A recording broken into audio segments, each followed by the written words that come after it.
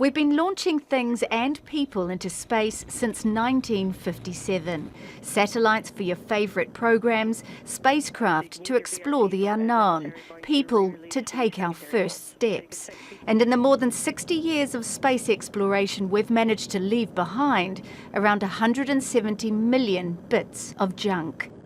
To give you a sense of just how big the problem is, take a look at this graph from scientists at the University of Texas. These orange dots are functioning satellites orbiting the Earth every day. Everything else, this sea of pink, the blue, is debris. Junk, basically.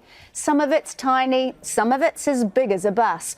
All of it's hurtling around the Earth at speeds in excess of 27,000 kilometres an hour, crisscrossing at different orbits and on a potential collision course with the things and people that we want up there. Scientists are making progress with innovative ways to clear the clutter, but none of it's ready to launch just yet. That's where a new use of well-established laser technology comes in.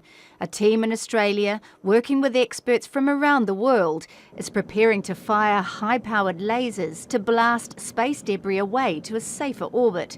It's the biggest clean-up effort ever seen, in this corner of the universe at least. Miriam Nahond, Al Jazeera.